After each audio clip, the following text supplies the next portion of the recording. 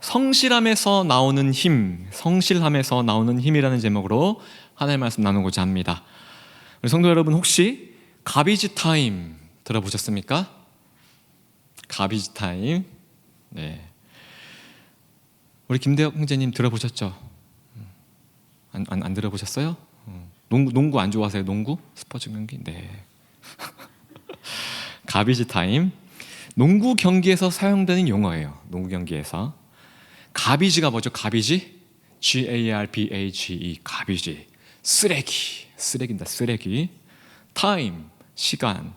쓰레기 시간? 직역하니까 뭔가 어색하죠? 쓰레기 시간. 자, 이 뜻은요, 쓸데없는 시간이에요. 쓸데없는 시간, 무의미한 시간. 그리고 좀 더 깊게 좀 영적으로 해석해보면 절망의 시간, 소망이 없는 시간을 말하는 거겠죠. 농구 경기에서요, 이미 게임의 승세가 한 팀으로 완벽하게 기울어졌습니다.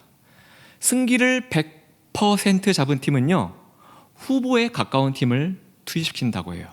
그리고 역시 패배가 확정된 팀도 주전들의 체력 고갈을 막기 위해서 후보를 내보냅니다. 승패가 확정되었기 때문에 두 팀 다 주전을 빼버리고 후보들을 투입시켜서 경기를 진행하는 그 시간대, 이것을 쓸데없는 시간, 무의미한 시간, 가비지 타임이라고 한다는 것이죠. 양팀 다 주전이 아닌 후보들이 코트에 나와서 경기를 하기 때문에 관람의 흥미가 어떻게 되겠죠? 뚝 떨어지게 되겠죠. 재미가 없다는 얘기죠. 승패가 확정된 경기이다 보니까 긴장감도 없고 승부욕도 떨어져요. 그래서 후보들도 서로 대충 뛰어요. 그냥 설렁. 심판들도 대충 하다가 먹을 팍 쳐서 괜찮아 진행. 형식적으로 심판을 본다고 해요. 자, 가장 중요한 거, 관중석에 앉아있는 그 팬들도 재미가 없으니까 하나 둘씩 자리를 일어나 떠난다고 합니다. 자, 가비지 타임, 쓸데없는 시간, 무의미한 시간이기 때문에 이러한 현상들이 당연히 일어난다는 것이죠. 오늘 본문에 등장하는 다윗 역시 그의 인생에요, 가비지 타임이 있었어요. 34절이죠. 다윗이 사울에게 말하되 주의 종이 나 다윗이 아버지 이새의 양을 지킬 때에, 이게 가비지 타임이에요. 감이 안 오시죠? 자, 양을 지킨다는 것이 무슨 의미죠? 많이 들어봤죠? 가장 미천한 자, 쓸모없는 자, 농구 선수를 비유하면요, 가장 실력이 없는 후보, 농구공이나 코트만 닦으며 구석에 찌그러 있는 사람, 그런 자가 양을 지키는 역할을 감당했다는 것이죠. 사회라든지 이웃의 공동체에서 다윗이 이러한 천한 대우를 받은 거라면 그래도 이해를 합니다. 그러나 충격적인 사실은요, 이러한 천한 대우를 이웃과 친구가 아닌 가족에게서 받았다는 사실이에요. 다윗의 아버지도 7명의 형들도 그 누구 하나 다윗을 존귀하게 주정급으로 여겨주지 않았다는 겁니다. 하나님께서 사무엘에게 말씀하시죠. 사무엘아, 내 하나님, 너는 이새에게 가서 그의 아들들 중에 내가 택한 자에게 기름을 부어 왕으로 삼거라. 이새는 7명의 아들을 쫙 세웠습니다. 정렬시켰어요. 이새의 기준에서는 다윗 위로 7명의 형들이 뭐였죠? 주전급이에요. 주전급, 메인 플레이어. 후보인 다윗은요, 처음부터 아예 제외시켰어요. 오라고 부르지도 않았다는 얘기죠. 사무엘이 보기에도 괜찮은 외모, 성품, 능력을 갖고 있어요.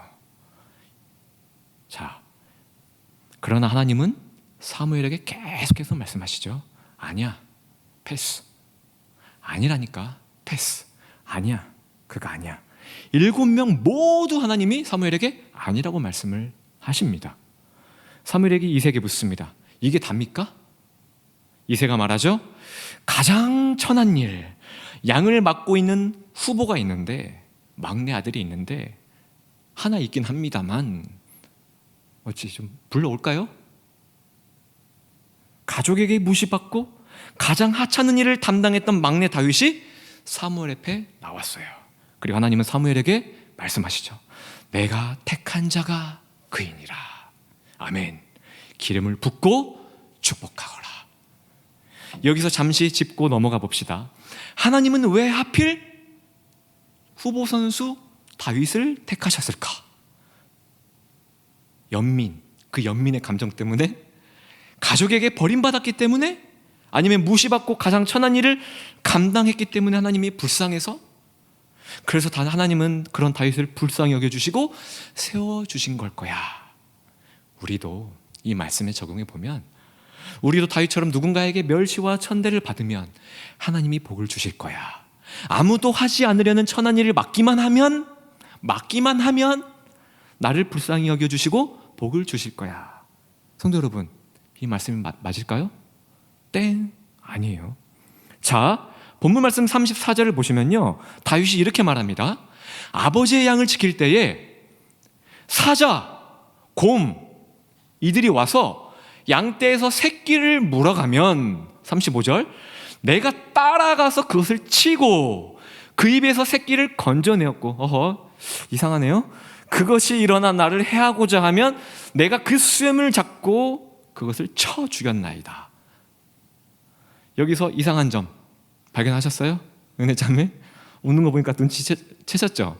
네. 양을 지킬 때에 사자나 곰이 와서 양의 새끼를 물어가면 여기까지는 오케이. 문맥상 흐름이 자연스러워요. 여기까지는 자연스러운데 그 다음 잘 들어보세요.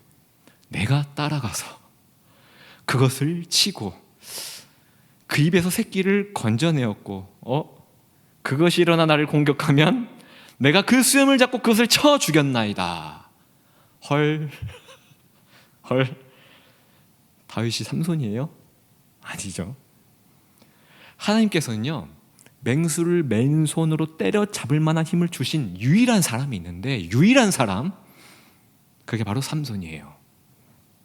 삼손 외에는요, 맹수를 맨손으로 때려잡지를 못해요. 사람은 맹수에게 달려들었다는 것 자체는 자살 행위예요. 유튜브에 이런 영상인데 혹시 보셨습니까? 숫사자 한 마리가 있어요. 다 큰 숫사자 한 마리, 성체. 그 사자 입에 고기를 물려줍니다. 그리고 그 고기에다가 빠지지 않는 갈고리를 딱 연결해서 밧줄을 쫙 이어요. 그 긴 밧줄을 이어서 반대편에서는 성인 남성들이 줄을 딱 잡고 줄다리기 하는 자세로 이렇게 딱 버티고 있는 거예요. 상상되시죠? 이해되시죠? 이때 숫사자 한 마리와 성인 남자 여럿이 이제 줄다리기를 하는데, 여기서 맹수의 힘이 얼마나 대단한지를 알 수 있어요. 영상을 통해서. 저도 보고 와, 진짜 옛 어른들 말씀이 틀린 게 하나도 없구나. 숲속에서 호랑이를 만나면 죽었구나. 정말 그 말이 틀린 게 아닌 것 같아요. 여기서 보니까, 영상을 보니까요, 사자가 고기를 물고 있는 입을요 자기 쪽으로 흉내도 못 내겠네. 깔짝깔짝 돼요. 깔짝대면요, 반대편에서 안간힘을 붙들고 이렇게 밧줄 잡고 있는 성인 남성들이요, 오우 끌려가요. 상상이 돼요? 사자 한 마리에, 그 사자 한 마리에 저처럼 이렇게 덩치가 좋고 힘이 좋은 남자들이 붙어 있는데도 그 사자 한 마리가 하면요 끌려간다니까요. 사자의 힘이 인간에 비해 얼마나 센지를 알 수 있는 영상이에요. 자, 곰. 지금 다윗이 곰도 말했는데, 곰은 말할 것도 없습니다. 사자나 호랑이에 비해 몇 배에서 많게는 몇십 배까지 힘이 센 동물이 바로 곰이에요. 생긴 건 귀엽죠. 그러나 보기와는 달리 굉장히 사납고 굉장히 민첩한 동물이 곰이에요. 힘, 민첩함, 체력적인 면에서 사자나 호랑이보다 훨씬 월등하다고 합니다. 전문가들 말에 의하면. 자, 이런 맹수들을 삼손이 아니고서야 일반 성인 남성들 여럿이 모여도 때려잡지 못한다는 거예요.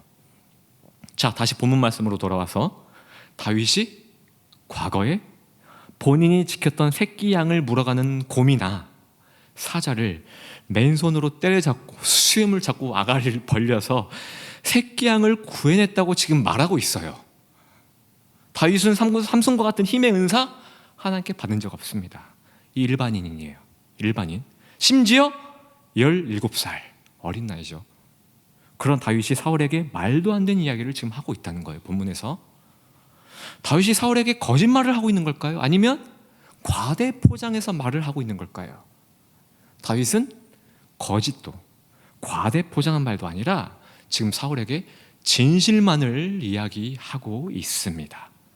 자, 그렇다면 어떻게 삼손만이 할 수 있는 일을 17세의 여리여리한 소년이, 그런 다윗이 해낼 수 있었을까요? 성도 여러분, 여기서 다윗이 지켜냈던 양을 단순한 동물로 보지 마시고, 동물로 바라보지 마시고, 천하보다 귀한 한 사람의 영혼이라 보았으면 좋겠어요. 성경에서 양은 우리 사람들과 같다고 비유하고 있습니다. 다윗이 살았던 이때 당시엔 양을 치는 일이 가장 천한 일이라고 말씀드렸죠. 자, 여기서 우리는 예수님이 하신 말씀을 떠올려 봐야 해요. 세상이 나를 미워한 것처럼 나를 따르는 너희도 미워하리라. 예수님을 믿고 자녀가 되었다는 것이 무엇이죠?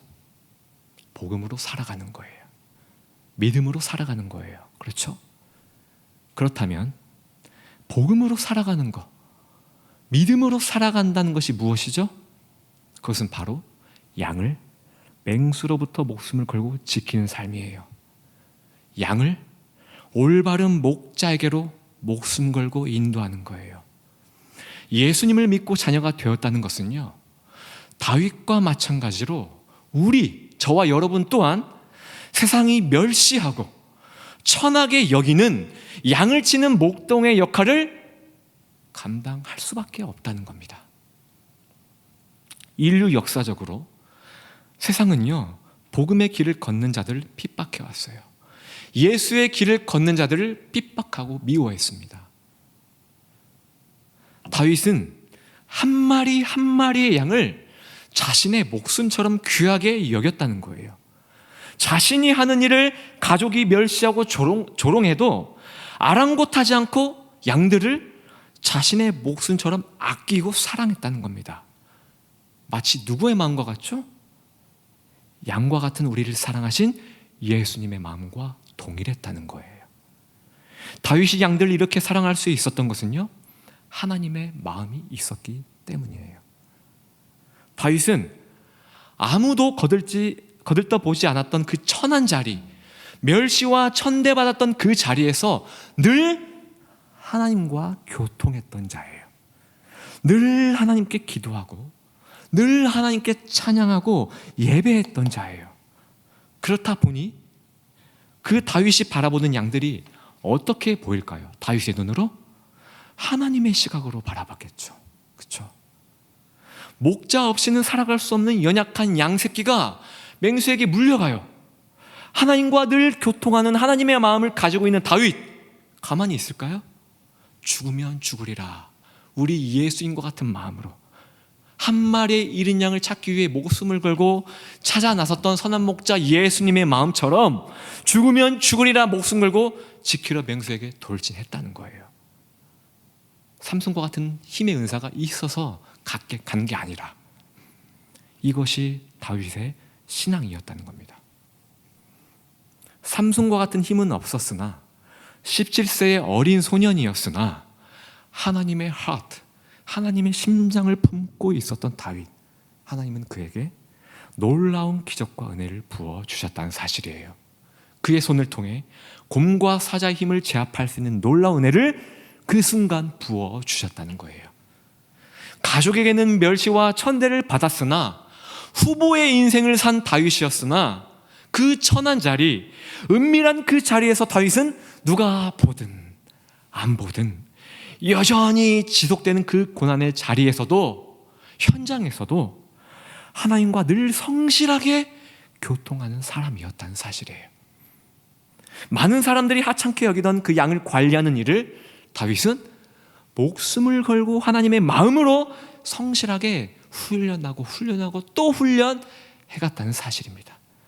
자, 그리고 시간이 지나 오늘 본문의 말씀처럼 이스라엘 모든 백성이 골리앗 앞에서 벌벌 떨고 감히 누구 하나 나서지 못하는 이때 메이저 리그의 무대에, 농구로 따지면 NBA 무대에 누가 등장하죠? 이제 다윗이 등장합니다. 후보 다윗이 등장해요. 그 메이저 리그 무대에, NBA 무대에 등장한다는 거예요.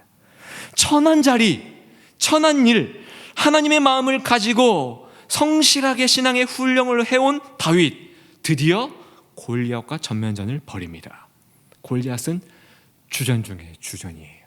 에이스입니다. 다윗은 후보 중에 후보예요. 자, 둘의 싸움은 말도 안 된 싸움이죠. 그러나 결과가 어땠습니까? 하나님의 은혜로 단 한 방 KO승으로 다윗이 이겼다는 사실이죠.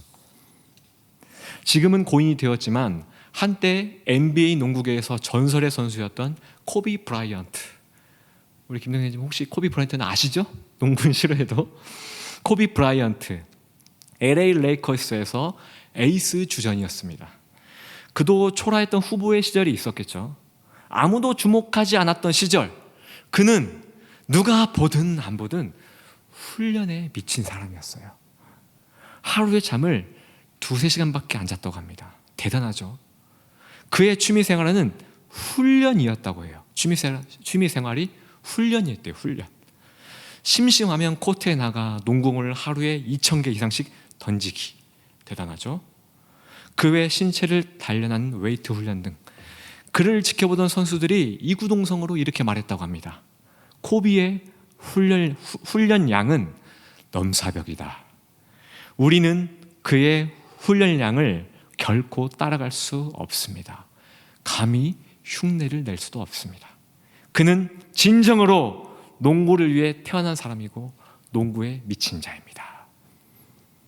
LA 레이커스를 완전한 패배로 만들어버린 상대팀이 있었습니다. 결국 LA 레이커스에도 가비지 타임이 찾아왔어요. 양팀 모두 주전을 빼버립니다. 그리고 후보들을 투입시킵니다. LA 레이커스 팀에서는요, 후비 코비가 드디어 등장을 해요. 코비가 코트 위를 밟고 뛰기 시작하자 가비지 타임은 사라지기 시작했어요. 주전 선수만큼, 아니 그 이상의 경기력을 코비가 보여주게 돼요. 상대팀의 후보들은 정신을 못 차립니다.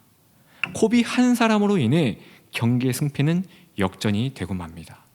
코비는 그 후에 주전이 되고 나서도 실력이 계속 업그레이드 되었대요. 그리고 결국 제2의 마이클 조던이라 부를 만큼 전설적인 인물로 성장했습니다. 성도 여러분, 제가 잠시 코비의 예화를 들었지만 다윗이 이렇게 살았다는 겁니다. 다윗의 인생이 이랬다는 거예요. 초라한 시절에 남들이 무시했던 일까지 맡아 그 주어진 자리에서 원망과 불편 그리고 게으름이 아니라 감사와 찬양, 하나님을 향한 성실함으로 맡겨진 일을 늘 감당했던 인물이 다윗이었다는 겁니다. 무엇보다 가장 중요한 사실은요, 그 자리에서, 초라한 그 자리에서 하나님과 늘 교통하는 삶을 살았다는 것이죠. 그렇기에 곰과 사자, 더 나아가 거인 골리앗을 때려잡는 놀라운 기적을 체험했다는 겁니다. 다윗의 가비지 타임은 이뿐만이 아니죠. 골리앗을 때려잡은 이후에도 계속해서 찾아왔습니다. 그를 열정적으로 지지해주고 응원해주고 어려울 때 함께 했던 자들이 많았죠. 하지만 그의 인생에 어려움이 찾아오자 모두 배신하고 다 떠나버려요. 심지어 다윗의 아들 압살롬마저 자신을 죽이려 했지 않습니까? 모두가 배신하고 떠나가고 그래서 초라해진 다윗, 늘 위기에서 겨우 숨을 헐떡거려가며 생명을 부지했던 그 다윗은요, 그럴 때마다 한 가지 절대 포기하지 않고 붙드는 것이 있었는데 그것은 바로 언제나 하나님을 찬양하고 기도했던 예배자였다는 거예요. 아멘. 하나님을 향한 다윗의 성실한 믿음, 오늘 제목처럼 성실한 믿음, 성실한 신앙생활, 상황에 따라 변하지 않는 그의 이 성실함에서 나오는 힘, 이것 하나 때문에 다윗은 가비지 타임의 삶에서 오히려 빛이 나는 인물이 되었다는 겁니다. 마지막으로, 설교 마지막으로 예수님에게도 가비지 타임이 찾아왔습니다. 예수님에게도 남다른 말씀에서 기가 막힌 명설교, 놀라운 기적, 이것을 보여주심으로 사람들에게 인기가 굉장히 많으셨습니다. 예수님이 나타나신 자리에는 언제나 구름대처럼 사람들이 몰려들었어요. 그러나 예수님의 본격적인 사역, 십자가의 고난, 예수님이 이 고난을 받아들이셨을 때 그렇게 환호하고 그렇게 따라다녔던 사람들, 예수님께 다 실망하고 다 떠나요. 심지어 예수님의 제자들마저 도망갑니다. 예수님을 향한 기대가 사라졌다는 뜻이에요. 더 이상 볼 거 없다는 뜻이에요. 희망이 없어 보인다는 뜻이에요. 더 이상 볼 것도 없으니 모두 예수님을 버리고 배신하고 도망갔다는 거죠. 자, 이제 예수님은 홀로 남으셨습니다. 이것이 예수님께 찾아온 가비지 타임이라는 것이죠. 다윗과 마찬가지로 예수님 역시, 우리 예수님 역시 이 가비지 타임으로 인해 더욱 영광스럽고 빛이 되는 인물이 되었다는 사실입니다. 이유가 무엇이죠? 예수님은요, 고난 가운데에서 오직 아버지의 말씀만을 붙들었다는 거예요.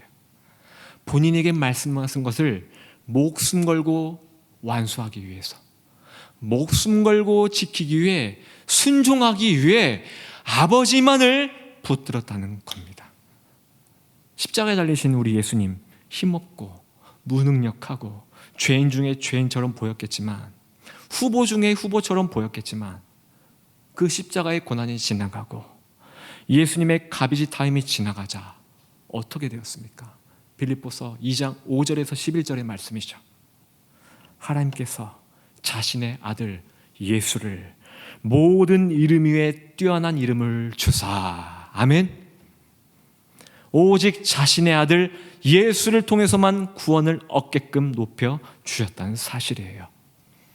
말씀을 맺겠습니다. 현재 코로나로 모든 것들이 중단된 것 같고 차단된 것 같고 또 그 외 여러 어려움을 겪고 살아가는 이 시대에 저와 여러분, 많은 사람들이 고통을 받고 있습니다. 믿고 의지했던 사람과 다투기도 하고 떠나가기도 하고, 심지어 하나님마저도 안 계신 것처럼, 부재하신 것처럼 느껴질 때가 있죠. 어쩌면 이것이 우리에게 가비지 타임일지도 모릅니다.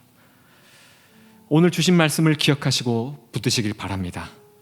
어떠한 상황이든 어떠한 자리든 상황과 자리에 개의치 아니하고 주어진 그 자리에서 끝까지 인내하고 또 인내하고 인내하며 하나님을 찬양하는 여러분들이 되시기를 축복합니다. 하나님께 기도하는 여러분들이 되시기를 축복합니다. 하나님께 예배하는 여러분들이 되시기를 축복합니다. 다윗은 언제나 성실하게 하나님 앞에 서 있는 훈련을 했습니다. 우리도 그런 훈련을 합시다. 하나님은 성실하게 서 있는 그 한 사람을 통해, 여러분을 통해 놀라운 계획을 이루어 가실 것입니다. 아멘. 우리 좀 전에 불렀던 찬양, 하나님, 광야의 가운데 많은 사람들이 나를 거들떠 보지 않고 나를 핍박하고 조롱하고 내가 홀로 남겨진 이 어려움 가운데에 오직 주님만을 바라보게 하여 주옵소서.